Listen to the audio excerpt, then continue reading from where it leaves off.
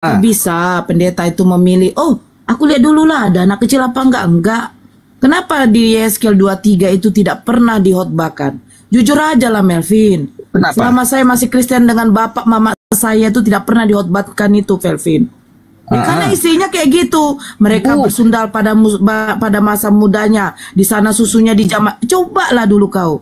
Bagaimana pendeta membacakan itu? Itu jadi tema khotbahan. Jadi untuk kebutuhan jadi. Aku enggak, bukan, apa? jangan kebutuhan. Jangan kebutuhan. Begini, itu kau dengarkan saya baik-baik. Izin Bang Kaisar. Kau dengarkan saya ya. Lanjut. Yang namanya kitab suci itu enggak ada yang dibilang surat ini untuk kebutuhan.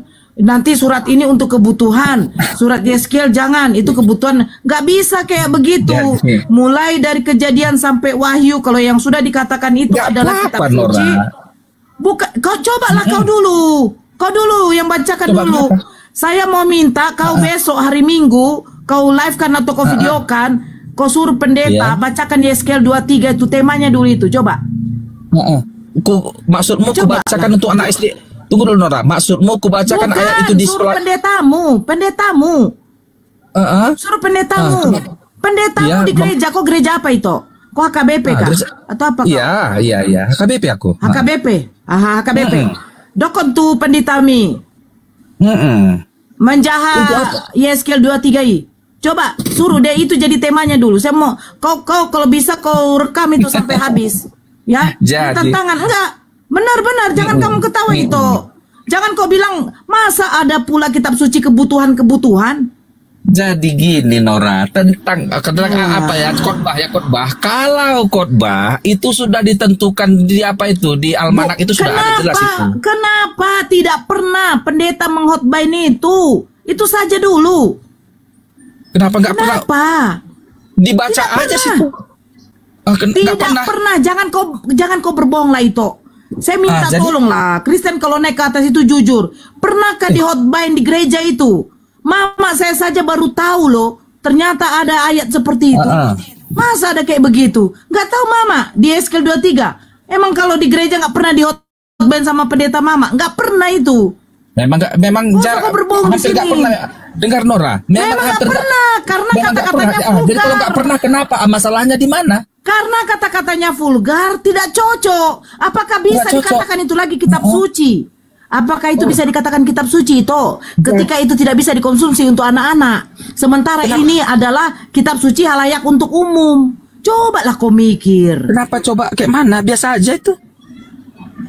Aduh, ya udah bagi kau biasa kalau kau belum membacakan. Mangoto-ngoto ido di soko perbela. Sebentar itu Kaisar. Kau dengar dulu ya. Sebentar. Kau dengarkan saya. Saya begini ya. Saya itulah kenapa Kristen ini tidak pernah mau jujur. Makanya kalau diskusi, kalau tidak ada kejujuran dengan akal difungsikan, yang ujungnya debat kusir. Capek kadang, iya betul. Selalu bilang begini. Kenyataan pendeta itu aja juga malu membacakan itu. Gak usah kau pungkiri. Anak saya saja kalau mendengarkan kata payudara aja, udah jijik. Ya kali jijik. Di sana susunya dijamah-jamah, dada keperawan, apalah kayak begitu. Kitab Agung aja. Apalagi kayak begitu vulgar. Dibaca lagi Amsal 7. Marilah kita memuaskan birahi. Alah, kau cari di Al-Quran dari Al-Fatihah sampai An-Nas. Gak ada di sana dikatakan di sana susunya dijamah-jamah. Sekarang gini, kita kembali ke topik. Tadi dikatakan. Dengarkan. Oke, kau dengarkan. Jangan larikan dari topik tadi. Saya tidak akan larikan. Kalau kau mengatakan, ya. Kalau poligami itu merasa seperti tertindasnya seorang wanita, itu pemikiranmu. Karena apa? Bagi kalian itu lebih baik berzina. Berzina lebih baik. Tapi kau tidak memperhatikan perkataan di dalam Bible itu. Jangan kau masuk saya ketika saya ngomong itu. Saya moderator di sini, saya berhak untuk memute kau. Kau hitung dulu di seluruh Indonesia ini. Berapa persen yang juga Nora, jangan bilang kami lebih pilih berzina. Memang nyata. Kemarin saya berdiskusi ada satu sama Kristen. 2018 kemarin dia menceraikan istrinya. Terus saya tanya, kenapa tidak nikah lagi? Belum mau. Terus hasratmu bagaimana? Dia mengakui dia membeli perempuan di luar sana. Alah, banyak cerita kau. Itu yang saya suka, Kristen. Jujur, jangan munafik. Janganlah munafik kalau diskusi di room ini. Kita butuh kejujuran biar dapat edukasi. Di dalam kitab suci kalian aja tidak ada larangan poligami.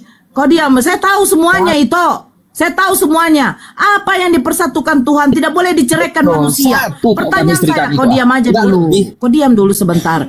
Kalau kau memang seorang laki-laki, kau dengarkan dulu perempuan yang ngomong. Kalau kau ikut ngomong, sama saja kau ini seperti perempuan.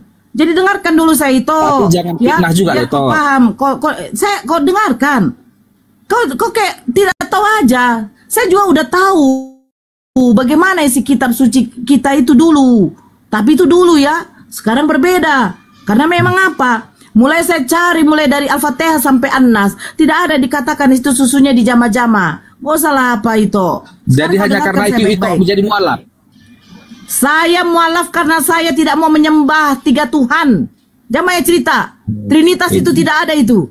Masa Tuhan Bapa, Tuhan Anak, Tuhan Roh Kudus. Giliran Tuhan saya Yesus mati yang membangkitkan Tuhan Bapa. Ngawur ini, ada Tuhan tingkat tinggi, ada Tuhan tingkat rendah.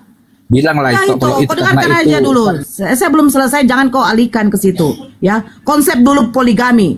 Kau mengatakan itu adalah suatu kesesatan buat kalian.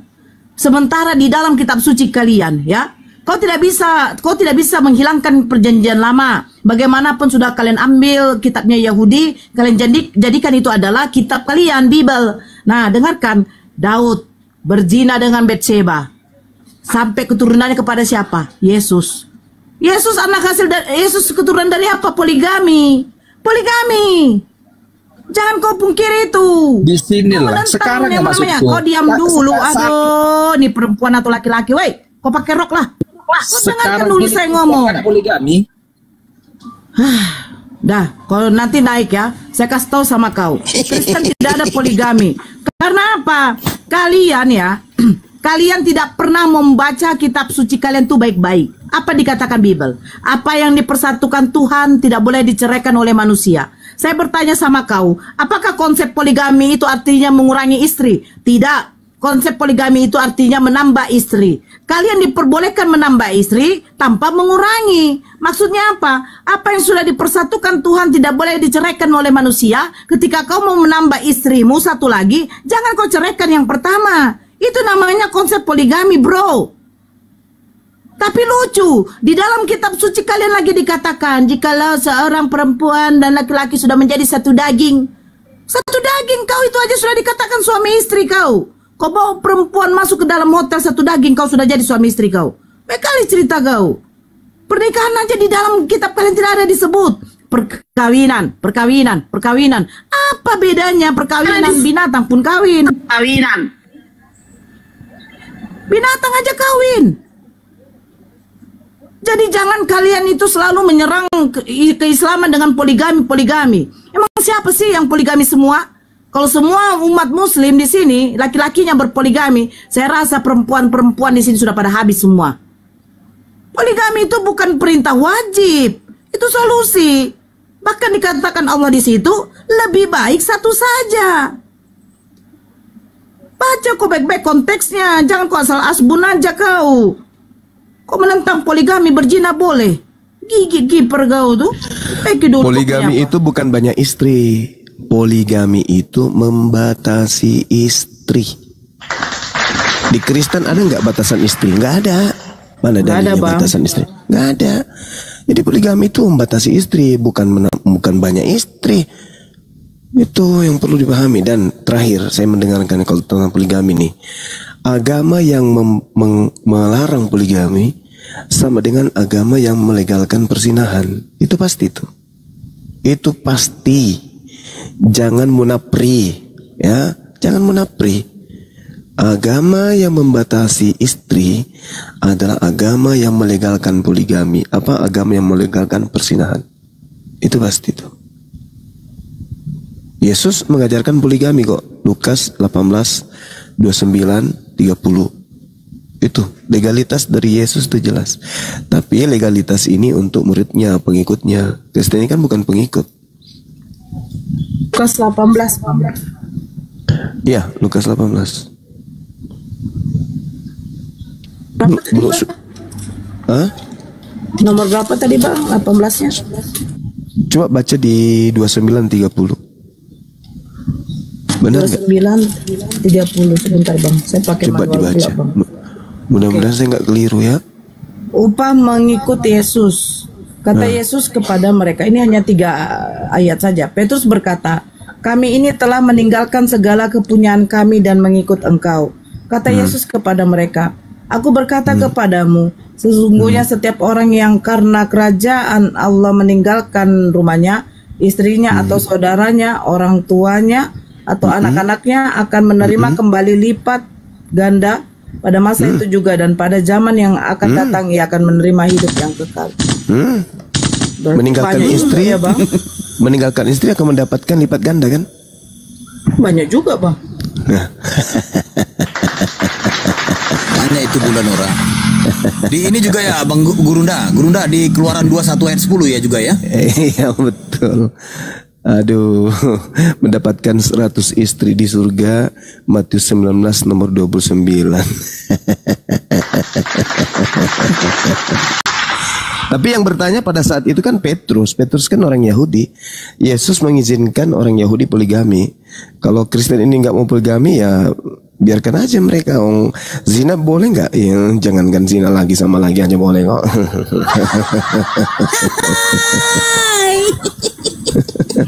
Jangankan istri di poligami, Tuhan aja di poligami kok sama mereka.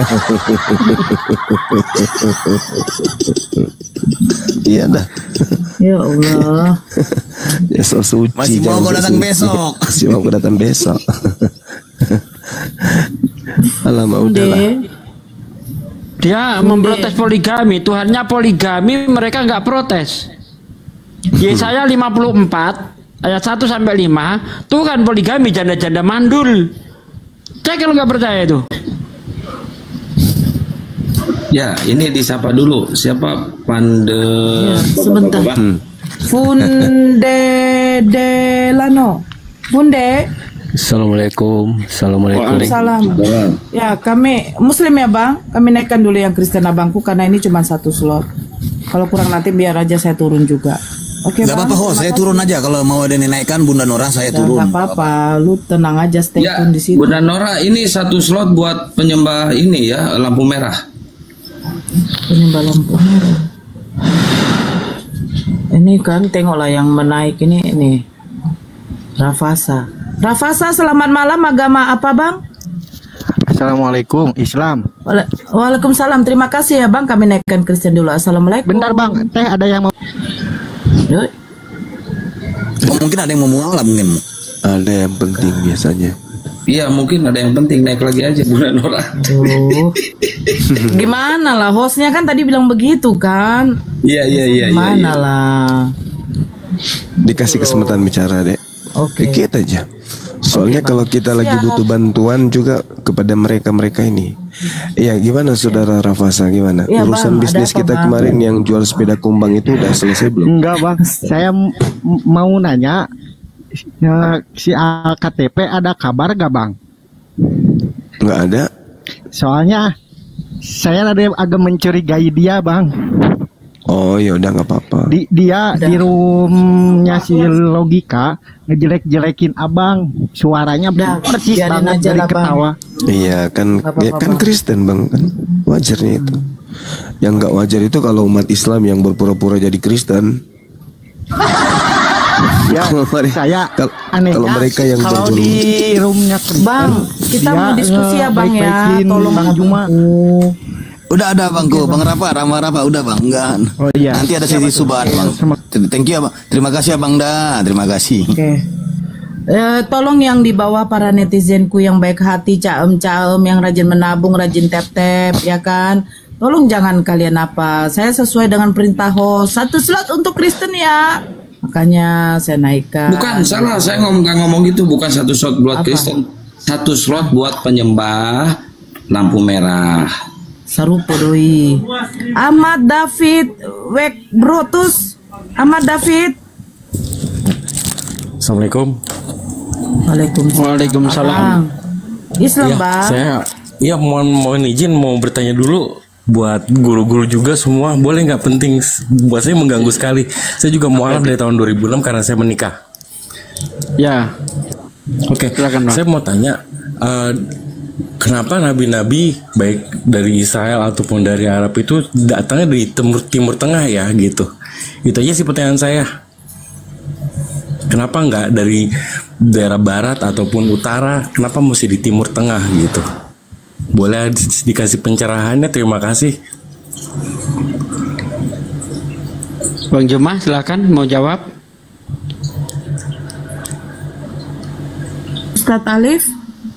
Ya mungkin Gurunda lagi ini. Ini ada Al-Imam Kiai Al-Qores. Oke, saya jawab ya. Ya, makasih. Oke, jadi daerah Timur Tengah itu kalau kita ibaratkan di Indonesia ini seperti Papua. Tidak mungkin daerah aman itu dikirim tentara. Kira-kira mungkin enggak, Bang? Daerah aman dikirim tentara, Bang? Enggak. Nah, kenapa daerah timur ini yang dikirimi Nabi ya? Karena kita tahu sendiri bangsa Israel itu adalah bangsa yang biadab, bangsa yang barbar, bangsa yang tegar tengkuk. Itu awalnya. Ya, Tuhan itu ingin tetap membimbing bangsa Israel, tapi mereka itu bangsa yang tegar tengkuk. Setiap ada nabi dibunuh, terus Tuhan itu mengirim nabi-nabinya ke sana dulu. Seperti saya ibaratkan tadi, tidak mungkin daerah aman dikirimi tentara. Nah, daerah-daerah itu selain itu tidak sebiadab mereka, Bang. Nah, tapi mereka itu selalu ditolak. Nah, karena selalu ditolak, maka dialihkan lagi ke bangsa yang barbar lagi. Kita tahu bagaimana zaman jahiliyah kan? Iya. Orang hamil, Bang, itu dijadikan taruhan zaman jahiliyah itu. Untuk menentukan itu yang dikandung laki-laki atau perempuan, dibunuh perempuan itu lalu dibelah perutnya, Bang. Itu terjadi nggak di dunia lain, Bang? Di di negara-negara wilayah lain terjadi enggak itu? Nggak terjadi, Bang. Orang Arab kalau punya anak perempuan, Bang, dikubur hidup-hidup zaman itu. Ya, jadi intinya apa? Intinya yang dikirim para nabi itu adalah bangsa-bangsa yang betul-betul barbar. Lihat, kaum Sodom dikirim nabi, akhirnya dihancurkan. Kaum Ad dikirim nabi, ditolak, dihancurkan. Betul enggak? Betul. Nah, jadi untuk daerah-daerah aman ngapain? Nanti daerah-daerah aman itu mengikut nabi yang paling terakhir itu, yaitu baginda Nabi Muhammad SAW. Begitu, Bang, jawabannya. Satu kali lagi, kalaupun begitu bukannya, mohon maaf Bunda, bukankah lebih parah lagi di daerah Romawi sana gitu? Penyembah berhala gitu. Lengkapi lagi. Ya, baik. Silakan Ustadz Alif. Saya tambahkan ya. Berdasarkan dari apa yang dijelaskan oleh Pak D, saya turut menambahkan pertama yang Rasulullah kabarkan dalam sebuah hadis dibahas itu Kamil Anbiya gitu. Ada berapa banyak para nabi? Maka Rasulullah menjawab 124.000 nabi. Wa kamil rasul, dan berapa banyak para rasul utusan Allah? Ada 313. Jadi para nabi dan para rasul itu sangat banyak. Nah, sehingga Al-Quran menyebutkan walikulli ummatir rasul. Setiap umat itu ada rasulnya, ada utusan Allah gitu. Setiap umat itu ada utusannya. Makanya dari 313 ringkasan dari ada 124.000 nabi, itu ada 313 yang menjadi rasul. Nah, ketika membahasnya tentang masalah ada yang dibahas kekhususan kisah, makanya Al-Quran mengabarkan kisah-kisah mereka para nabi di dalam surah Yusuf ayat terakhir itu akan menjadi sebagai ibroh untuk kita pelajari. Jadi cukup mewakili sekian banyak kisah para nabi yang tidak dikisahkan di dalam Al-Quran gitu loh. Itu banyak hakikatnya para nabi itu. Para rasul itu banyak, hanya kita tidak mengetahui semuanya kan gitu. Hanya yang wajib kita ketahui sesuai dengan yang tertulis. Makanya Al-Quran di dalam surah An-Nisa dijelaskan, para rasul itu warasulan qad qasasnahum alaika min qablu warasulan lam naksushum alaik. Jadi para rasul itu ada yang dikisahkan kepada Rasulullah, yang dijelaskan kepada umatnya, ada juga yang tidak dikisahkan. Maka yang perlu kita ketahui sesuai dengan apa yang dikisahkan gitu. Sebagaimana tadi yang dijelaskan oleh Pak Desugi, yang tidak dikisahkan ya kita tidak perlu cari tahu. Setiap umat itu ada rasulnya gitu loh. Nah seperti itu, makanya dari sekian banyak kisahnya yang dibahas itu cukup mewakili sebagai pelajaran, sebagai ibroh di dalam kehidupan kita gitu. Makanya di dalam Al-Quran surah Yusuf ayat terakhir itu ayat 112 kalau nggak 111 atau 12 itu ayat terakhirnya seperti itu. Ya, mengenai masalah kisah para nabinya.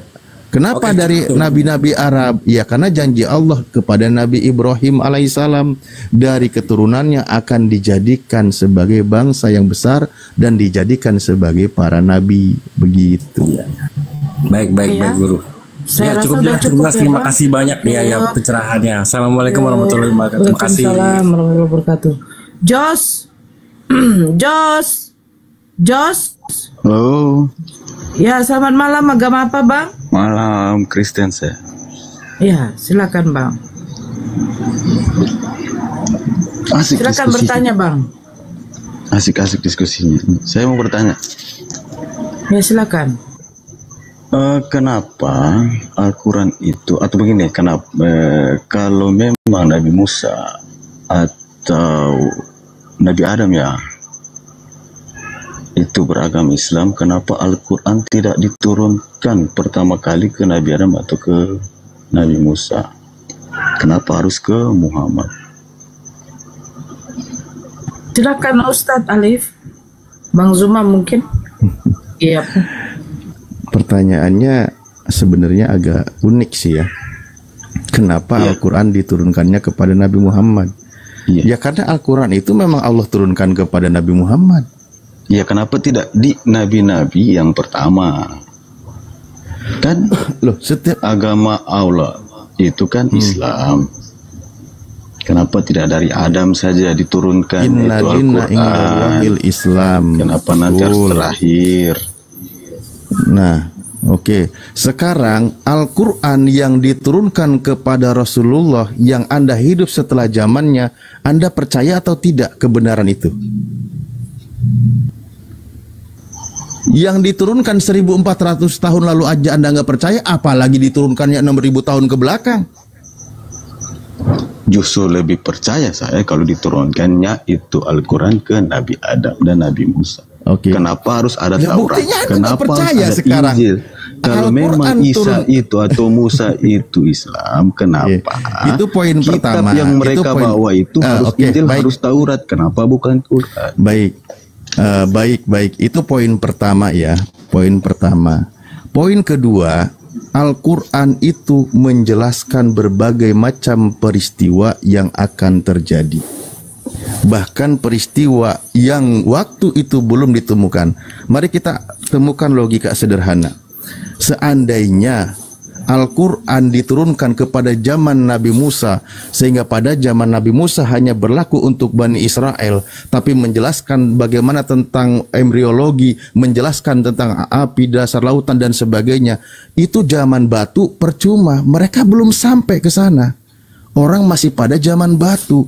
Zaman itu lagi kuat-kuatnya tentang perkara sihir. Maka mujizat yang diterima oleh Nabi Musa tentang masalah perkara sihir, mengalahkan perkara sihir.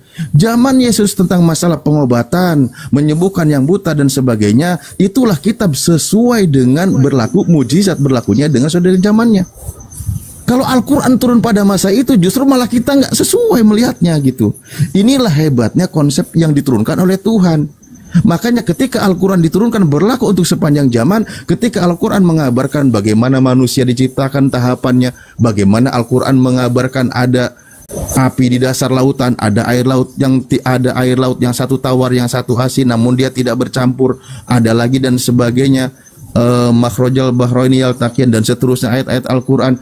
Begitu banyak ayat yang berkaitan dengan informasi, teknologi, pengetahuan diberitakannya sesuai dengan zamannya.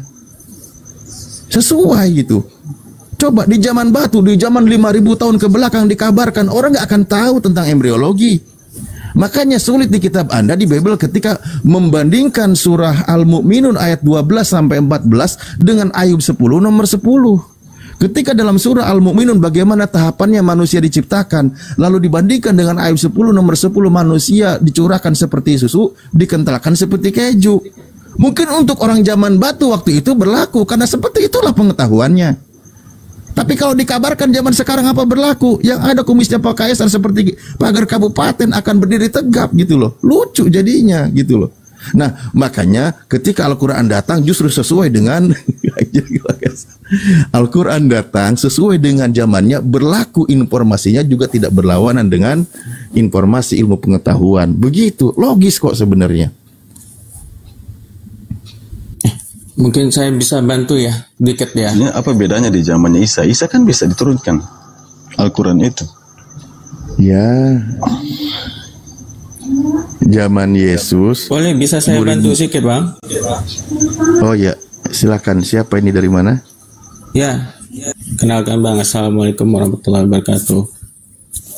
Waalaikumsalam warahmatullahi wabarakatuh. Ya, mungkin saya sedikit mau nambahkan ya, kenapa Al-Quran itu nggak harus diturunkan zaman pada Nabi Adam ya. Jadi Nabi Adam itu sebenarnya diturunkan ke muka bumi ini pada awalnya itu bersifat untuk membimbing dulu Nabi Adam dan Hawa kemudian anak-anaknya agar selalu mengingat Allah Subhanahu wa taala. Namun seiring waktunya itu terjadi adanya pengaruh-pengaruh dari pemikiran-pemikiran ataupun dari iblis ataupun setan yang merasukin pada keturunan Nabi Adam itu. Maka selanjutnya keturunan-keturunannya itu akan dijadikan nabi atau rasul untuk membimbing semua kaumnya itu kembali mengingat Allah.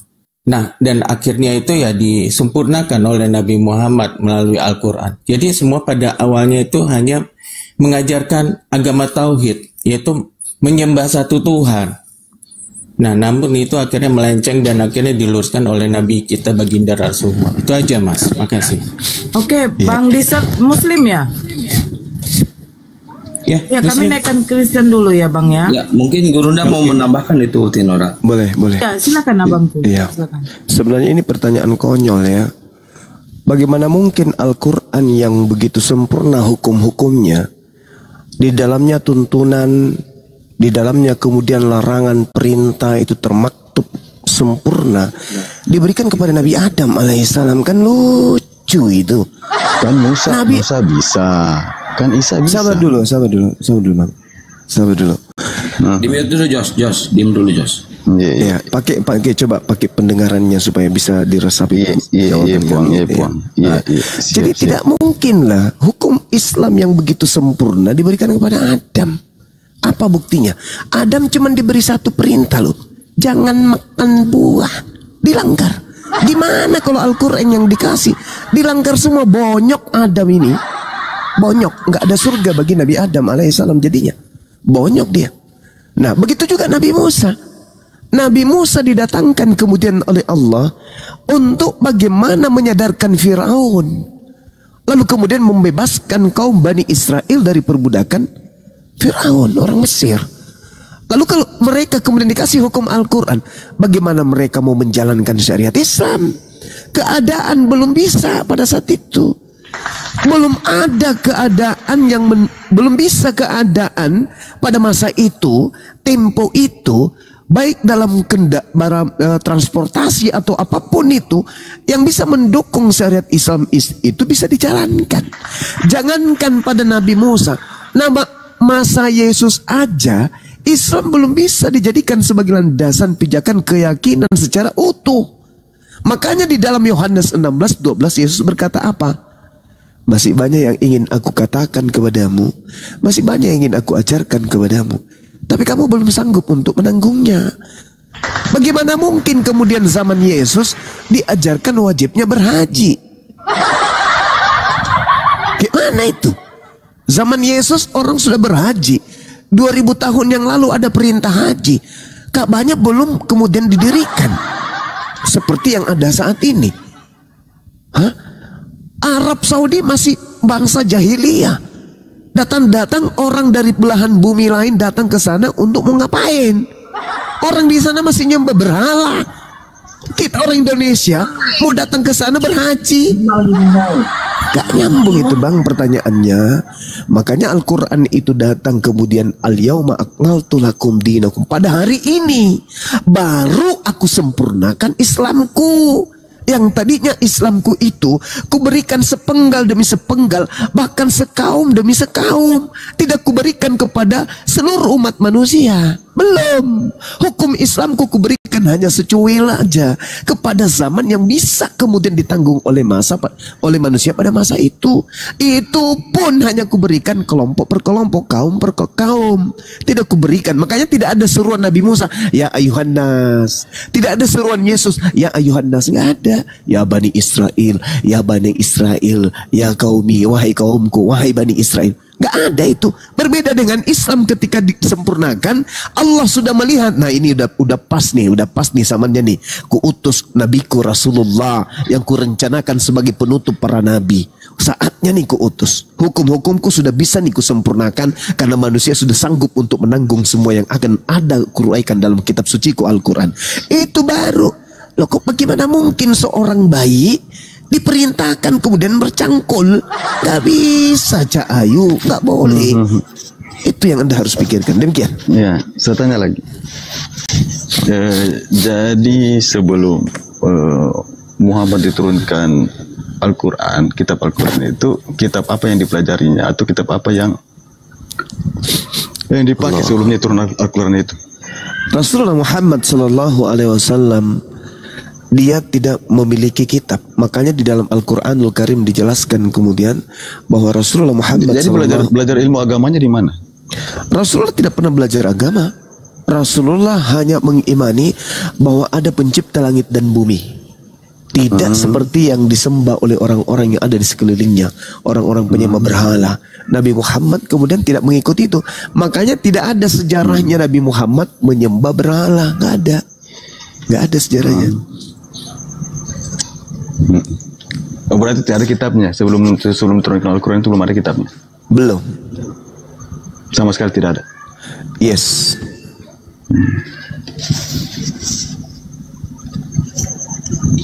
Orang-orang tuanya? Orang tuanya pun demikian. Nenek moyangnya tidak ada juga. Kalau nenek moyangnya berarti berbicara mengenai Nabi Ibrahim, berbicara mengenai Nabi Ismail, kan gitu. Nah sekarang menurut pemahaman saudara Nabi Taurat Ibrahim berarti. ada Kitab Taurat berarti. Itu untuk Nabi Musa, kaumnya Bani Israel. Itu beda. Al-Quran aja jadi pedoman kami di Al-Quran surah Al-Ankabut. Allah Subhanahu wa taala menjelaskan bahwasanya baginda Rasulullah Muhammad SAW sebelum diturunkan Al-Quran kepadanya, beliau tidak pernah membaca satu kitab pun. Itu dikatakan wa ma kunta tatlu min qablihi min kitab wala tukhuftu biyaminika idzal lartaba mubtilun. Dan engkau wahai nabiku Muhammad tidak pernah membaca satu kitab sebelum Al-Quran, dan engkau tidak pernah menulis satu kitab dengan tanganmu. Sekiranya engkau pernah membaca dan menulis, niscaya ragulah orang-orang yang mengingkarinya. Itu jelas itu. Jadi Nabi Muhammad sebelumnya belum pernah membaca kitab. Tidak menyusun Al-Quran dengan hasil penyelidikan, dengan hasil kesaksian-kesaksian orang, dengan hasil membaca atau menyadur dari kitab lain. Enggak, sama sekali enggak. Makanya dia disebut ummi. Apa itu ummi? Buta terhadap kitab-kitab sebelum Al-Quran. Gitu Bu.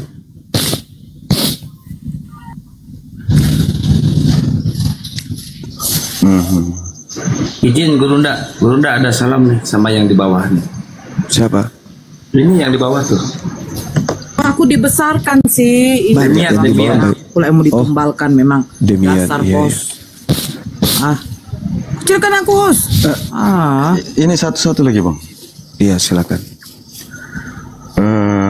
kalau memang Nabi terakhir Muhammad, kenapa Muhammad tidak ditempatkan di tempat yang istimewa seperti di surga atau di mana langit keberapa?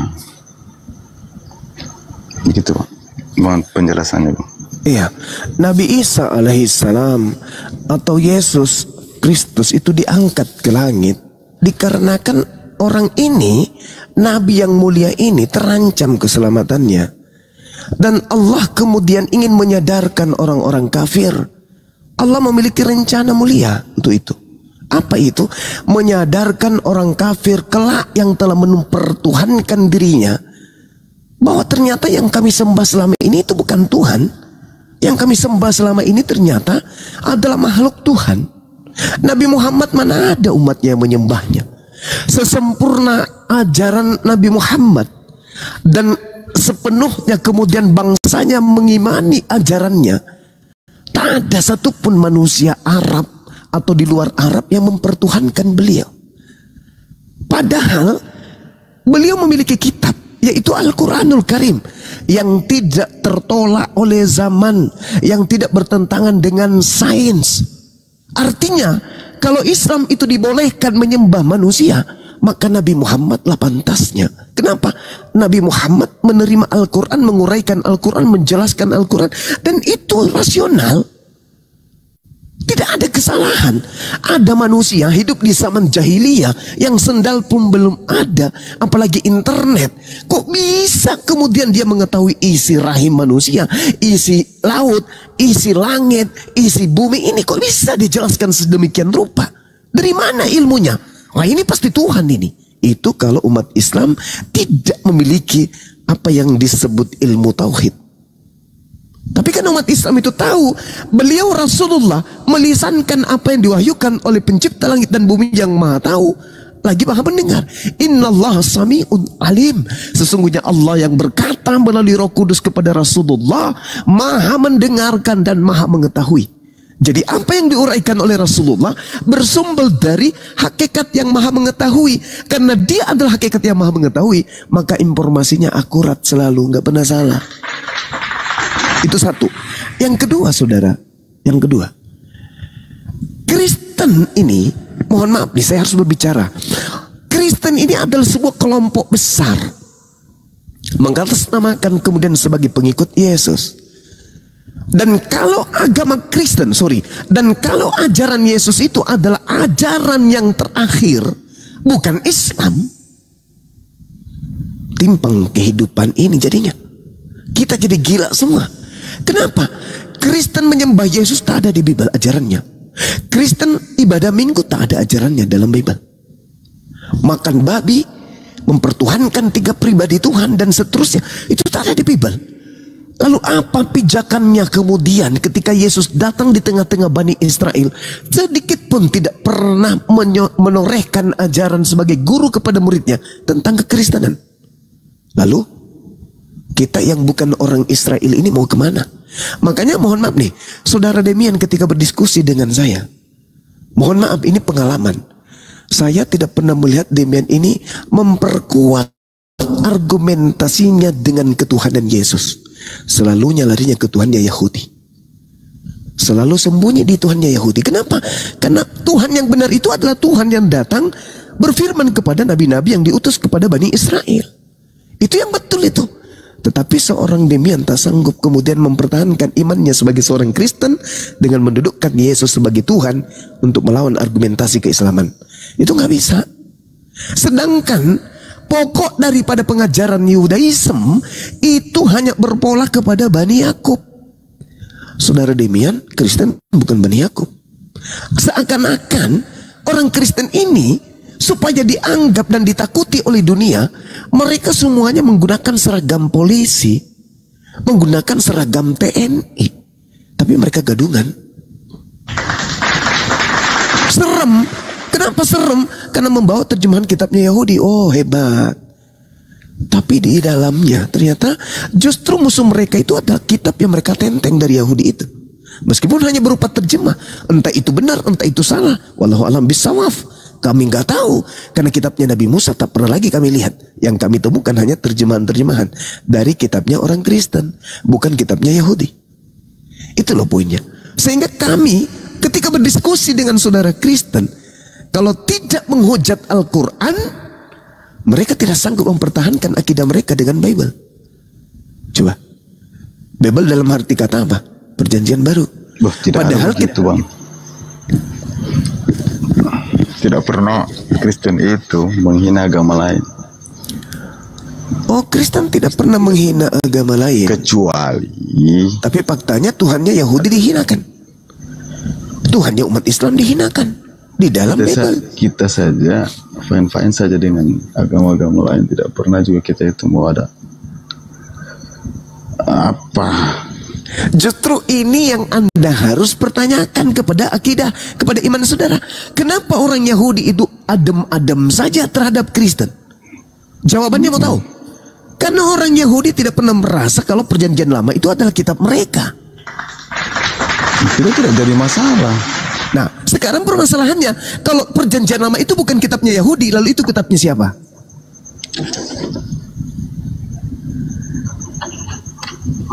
Kitabnya Yahudi, kitabnya orang Kristen. Nah, bukan. Orang Yahudi tidak pernah merasa kalau perjanjian lama Septuaginta itu adalah kitabnya Nabi Musa. Orang Yahudi nggak merasa. Kalau begitu, berarti Anda menggunakan seragam yang tidak sesuai dengan paketnya. Dalam arti kata apa? Anda menggunakan yang Anda katakan itu Taurat, tapi ternyata pemegang Taurat mengatakan itu bukan Taurat loh. Apa nggak sakit gitu, Bang? Mengharapkan sesuatu tapi itu palsu. Datanya kitab Anda Septuaginta. Nabi Musa alaihi salam menerima kitab Taurat menggunakan bahasa Ibrani. Sama enggak? Biar diterjemahan saja itu. Nah, itulah makanya saya katakan orang Yahudi berlepas tangan dari agama Kristen yang menggunakan kitab Septuaginta.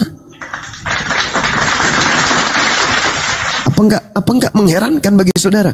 Kenapa orang Yahudi kemudian tidak pernah mencak-mencak ketika Bibelnya dikatakan, Tuhannya dikatakan Theos? Kenapa? Karena orang Yahudi tahu bahwa sebenarnya Kristen itu penyembah Theos, supaya dianggap itu bukan dewa. Mereka mengambil terjemahan kitab kami sebagai aksesoris untuk melancarkan aksi mengkristenkan dunia. Mereka menggunakan terjemahan-terjemahan dari abad ketiga sebelum Masehi dalam bentuk Septuaginta. Mereka menggantikan Elohim, di mana kami orang Yahudi berani sedikit pun tidak untuk menyebutkan kata Elohim itu dengan sebutan Theos. Menyebutnya saja kami nggak berani, apalagi menyebutnya dengan sebutan dewa Theos. Tapi orang Kristen, jangankan Theos, orang Kristen menyebutnya Yahweh pula tuh, dewa Romawi, dewa Mesir. Kenapa? Karena sejatinya orang Kristen ini bukan pemilik kitabnya Yahudi. Kitabnya Yahudi, Bung, kalau Anda baca di dalam kitab yang Anda pakai, Ulangan 33 nomor 4. Hukum Taurat itu adalah milik hak kepunyaan Bani Yakub. Anda baca di dalam Mazmur 147 19-20, hukum-hukum yang datang kepada Yakub hanya berlaku kepada Bani Israel, dan aturan-aturannya hanya berlaku kepada Bani Israel, tidak diberikan kepada bangsa lain. Berarti bukan untuk Kristen, tapi ada terjemahannya di Kristen. Apa nggak malu digituin? Malu dong. Umat Islam. Anda memang nggak punya malu kalau gitu. Jelas-jelas hukum-hukum yang datang kepada Bani Yakub, Tuhan katakan apa? Tidak kuberikan kepada bangsa lain. Sedangkan di dalam Galatia 3 nomor 13, Kristus telah menebus kita dari hukum Taurat, dari kutuk hukum Taurat dengan jalan menjadi kutuk. Pertanyaannya, sejak kapan hukum Taurat itu untuk Kristen? Gak ada kan? Hukum Taurat hanya untuk Bani Israel kan? Berarti Yesus mati hanya untuk Bani Israel. Kalaupun dia harus mati, karena memang itu tertulis di dalam mana? Karena Yesus sudah tertulis di Taurat. Nah ini dia, ini dia. Nah ini dia kacaunya. Anda mengatakan Yesus tertulis di Taurat, sementara yang Anda maksud Taurat itu adalah kitab Septuaginta. Coba, ini dia masalahnya. Makanya orang Yahudi tidak pernah menerima Yesus. Karena Yesus tidak tertulis dalam kitab mereka. Hanya orang Kristen di luar Yahudi yang mengatakan itu. Contoh nih Bang. Ini data nih. Lukas berkata di dalam catatannya tentang Yesus berkata, Lukas 24 nomor 44. Aku memang harus pergi. Sesuai dengan yang terjadi, yang tertulis tentang aku di dalam kitab Taurat, kitab Mazmur, kitab Nabi-Nabi. Bahwa aku mati dan bangkit pada hari ketiga.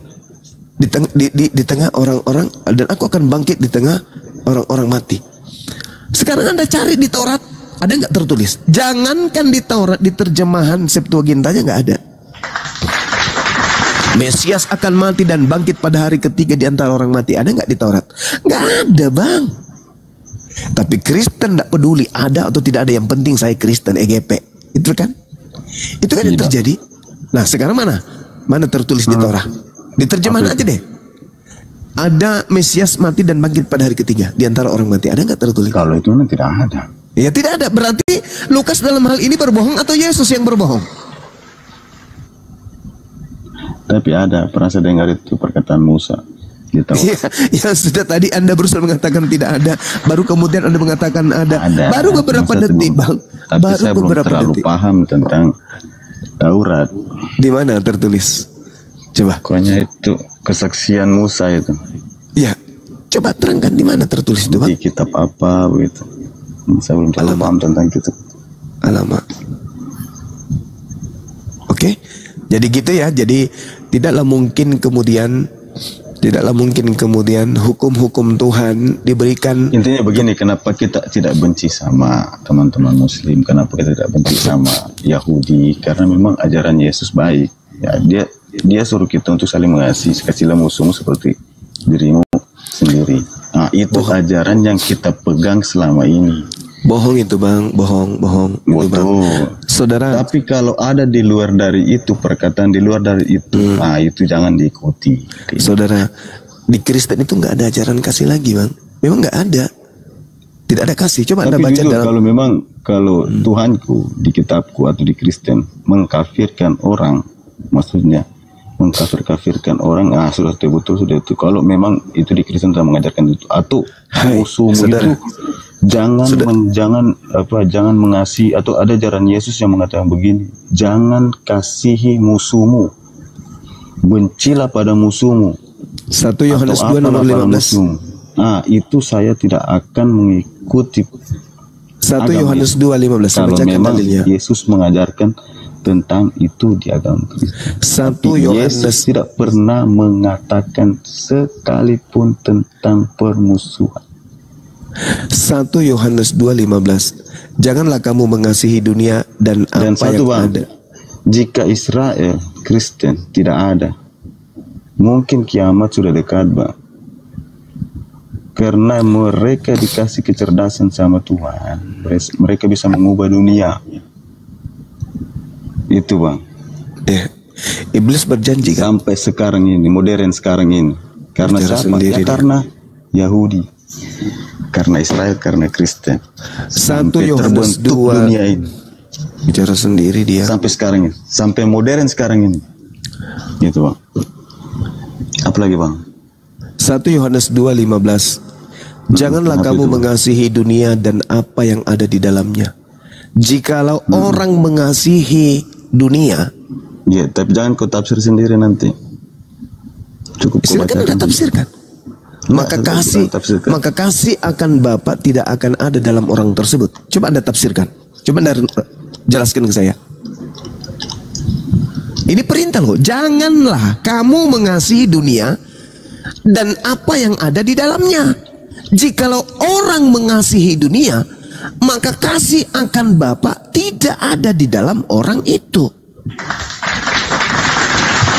Coba saudara tunjukkan kasih di Kristen kepada saya. Ada nggak kasih di Kristen itu? Tunjukkan. Satu aja. Coba. Bang. Apa itu? Apa itu, Bang? Satu. Bagi-bagi Indomie gitu. Bagi Indomie. Begini. Teman-teman atau teman-teman Muslim yang lebaran, kita kasih selamat. Alamak. Aidin, mohon maaf lahir batin. Tapi sebaliknya Bang Zuma berani tidak bilang selamat Natal sama saya? Oh, nggak boleh karena Yesus sendiri. Itu kan Masa ajaran sang pencipta begitu? Sekarang begini saudara. Sekarang begini. Alama. Sekarang begini. Jadi saya pertanyakan, tunggu sabar bang, sabar. Kok kamu suruh saya sabar? Kamu siapa? Kamu baru datang, kau yang sabar. Kamu yang sabar atau nunggu di bawah? Pencipta mengajarkan tentang keburukan. Sekarang begini, apakah Yesus memerintahkan orang itu berbohong? Kutanya dulu samamu. Yesus mengajarkan berbohong nggak? Kutanya dulu samamu. Saudara. Tidak pernah. Berarti kami tidak mau berbohong. Masa kami harus mengatakan selamat hari lahir Yesus tanggal 25 Desember? Apa salahnya kan? Gak boleh. Tidak. Saudara, tadi Anda mengatakan bahwa tidak boleh berbohong kan? Betul? Tidak ada tidak salah. Berbohong itu namanya. Kalau Yesus tidak lahir tanggal 25 Desember, kita kan sesama. Cuma yang membedakan itu agama. Nggak bisa. Al-Quran menuntun saya jelas. Al-Quran saya menuntun. Innama yaftaril kazibal ladina la yu'minuna bi ayatillah wa ulaika humul kazibun. Sesungguhnya yang mengada-adakan kebohongan hanyalah orang yang tidak beriman kepada ayat-ayat Allah, dan mereka itu adalah pembohong. Bagaimana mungkin kami mau mengada-adakan selamat ulang tahun ya Yesus, padahal tidak ada data Yesus lahir tanggal 25 Desember. Kalau kalian sebagai agama kebohongan, silakan Anda berkongko-kongko dengan kebohongan. Jangan kau ajak kami berdusta. Jangan kau menginginkan kami mengiyakan dusta. Apa itu? Di mana Yesus lahir tanggal 25? Tunjukkan dalilnya. Videonya Gilbert kau nonton. Video. Penjelasannya jelas di situ. Kenapa sampai tanggal 25? Mana tunjuk dalil? Nggak perlu penjelasan. Tunjuk dalil. Semisal Lukas 2. Tidak sembarang Yesus tanggal disunat 25 pada hari ke-8. Itu kan jelas tuh kan? Yesus disunat pada hari ke-8. Jelas datanya. Ada perayaan. Mana Yesus lahir tanggal 25 Desember? Mana tunjukkan? Berapa bulan dari situ? Perayaan Gak bisa. Kau cuma jadi tertawa. Kamu hanya jadi bahan tertawaan. Makanya saya bilang dinonton di videonya Gilbert. Nonton. Tanggal 25 Desember tahun 1 atau tahun 3 sebelum Masehi, itu belum ada nonton video. Video itu dibikin untuk mengikuti arah 25 Desember yang dikarang dari sejak abad pertama, Cak Ayu. Jangan kau ngarang-ngarang di sini. Jangan kau, saudara ini, menjadikan sesuatu kebohongan, menjawabnya dengan video. Video baru dibikin tahun berapa, Cak Ayu? Jadi kalau Anda mengatakan kasih di Kristen itu adalah kami mengucapkan selamat. Kami tidak butuh ucapan dari orang-orang kafir. Gak butuh kami. Gak butuh. Jadi kalau Anda mengatakan Kristen itu agama kasih, tidak ada kasih di Kristen. Dalilnya 1 Yohanes 2 nomor 15. Barang siapa yang mengasihi orang lain, maka kasih kepada Bapa tidak ada di dalam orang tersebut. Dalil, Bung. Cuman Kristen ini tidak belajar Bible. Jadi selalu aja bilang kasih Kristen, kasih Kristen. Nggak ada, bullshit. Berani enggak Anda kemudian tampil sebagai penginjil ketika Belanda menjajah Nusantara ini? Anda teriak kemana-mana, Kristen itu agama kasih loh, sementara Kristen bum bum bum, Islam Kristen itu kasih loh. Berani enggak kau mengucapkan itu? 350 tahun penyembah Yesus melakukan pembunuhan di Nusantara ini tanpa batasan, memperbudak pribumi, membuat pribumi menjadi janda, menjadi yatim piatu. Tiba-tiba Anda muncul, Kristen itu agama kasih loh. Hei saudara, Indonesia merdeka, barulah kalian bisa menjual kepalsuan dengan mengatakan Kristen agama kasih. Paham? Andai saja pahlawan kakek saya nih tidak mengusir penjajah yang beragama Kristen, mana bisa kau menggaungkan Kristen itu adalah agama kasih? Mana agama kasihnya Kristen? Mana? Tunjukkan ajaran kasih Kristen itu yang mana? Saya maaf ya, si Kristen dilarangnya beristri 4. Kenapa kamu? Oh itu kasih, itu kasih. Hei, itu kau katakan ajaran kasih. Berarti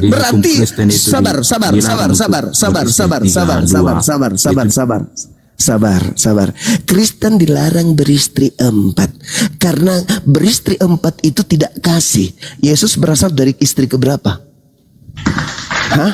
Berarti Yesus itu berasal dari ajaran tidak kasih karena Yesus berasal dari keturunan poligapret. Hai saudara Kristen, sadarlah. Yesus itu berasal dari istri keberapanya Yakub?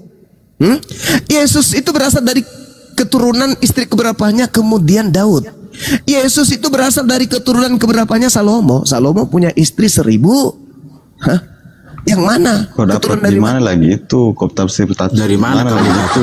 Dari mana kau tahu dari mana? La haula wala quwwata. Kau baca.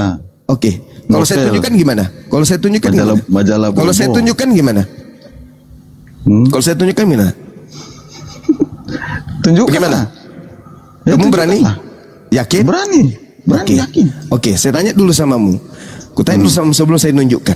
Salomo ini kakeknya Yesus atau bukan? Kakeknya Yesus atau bukan? Tunjukkan saja. Salomo enggak, aku tanya dulu. Salomo itu enggak ada. Yesus ini enggak ada kakek. Memang ada kakek. Enggak ada namanya kakek. Yesus. Kamu pernah baca silsilah Yesus kagak? Tunggu dulu Bang. Yesus ini Tuhan saya, Bapak saya Allah. Ya itu Tuhanmu, silakan aja. Yang saya tanya Allah, ini Yesus punya silsilah kagak? Memang kepolisian punya silsilah. Lah, jadi yang dikatakan dalam kitabmu itu apa? Yesus anak Adam, anak Abraham, anak ini, anak itu salah. Yesus adalah juru selamat kami. Ya, saya nggak tanya tentang agama gila kau itu. Turunannya jelas. Saya tidak tanya tentang itu. Saya tidak tanya tentang itu. Saya nggak tanya. Kami saya nggak ada. Diajarkan cintailah musuhmu, kasihanilah musuh. Kami tidak melarang untuk saling dendam. Oke. Kamu diajarkan mengajari mencintai musuh, betul? Iya. Iblis itu musuhmu atau bukan? Iya musuh. Jadi kau mencintai iblis? Maksudnya tuh maksudnya mencintai itu gini loh. Gimana kamu? Tidak pernah disuruh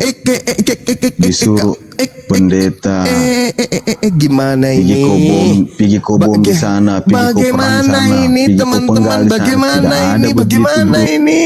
Bagaimana ini saudara-saudara kita? Dia mengatakan iblis itu musuhnya.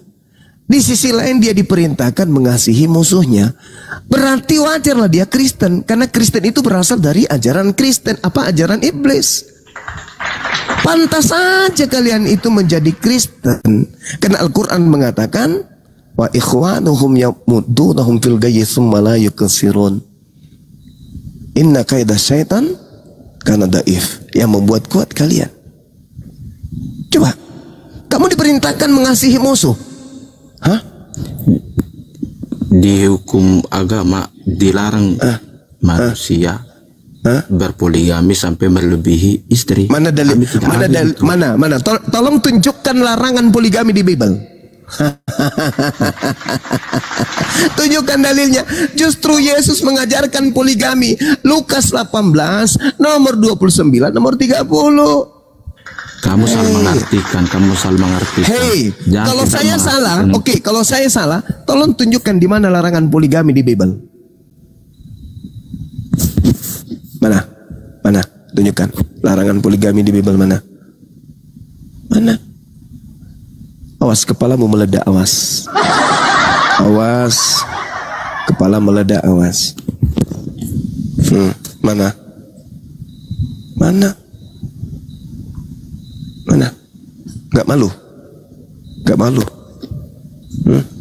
Gak malu? Sedangkan Yesus mengajarkan poligami. Ketika Petrus bertanya, Yesus menjawab, saya tidak mentafsirkan.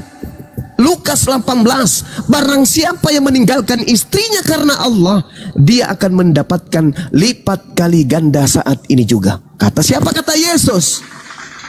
Kepada siapa? Kepada Petrus. Ente emang Petrus? Enggak. Ya, jadi maksudmu apa itu? Ayat itu maksudmu apa? Maksudnya itu apa? Mana dia? Hilang.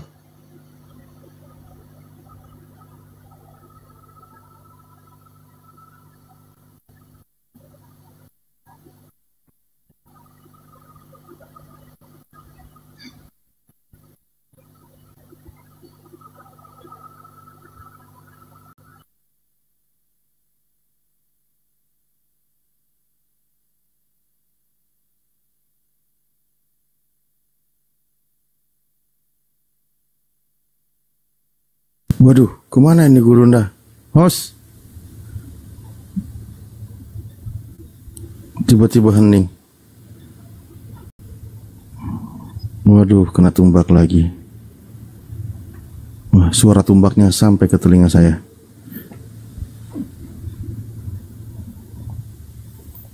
Oke, lanjut sambil nunggu Gurunda naik. Host, monitor.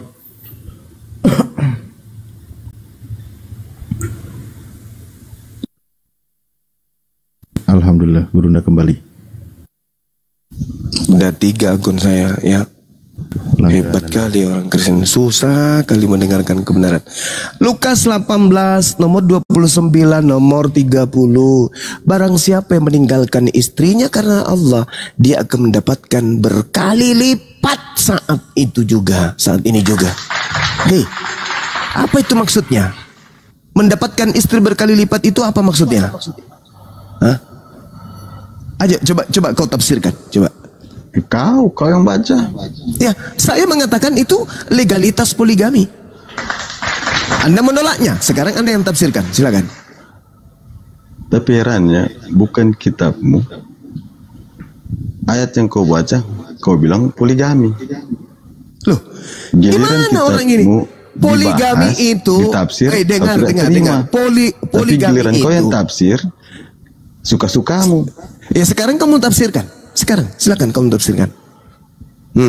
Barang siapa yang meninggalkan istrinya karena Allah, maka dia akan memperoleh berkali lipat saat ini juga. Coba kau artikan. Ayo. Apakah kenali agama Kristen? Apakah menurut tafsiranmu ketika kemudian meninggalkan istri karena Allah akan mendapatkan berlipat kali ganda laki-laki gitu? Istri yang ditinggalkan lalu kemudian mendapatkan beberapa laki-laki, gitu maksudnya? Ya, itu ada sambungannya. Ada sambungannya, mau kau sambung sampai Surabaya, sampai Yogyakarta, ya, sampai Medan sana, sampai Batakaro sana. Tetap aja begitu dalilnya. Itu menceritakan tentang apa? Itu cerita tentang legalitas poligami. Apa orang ini? Lalu? Kau itu yang lucu. Lalu apa maksudnya ayat itu menurutmu?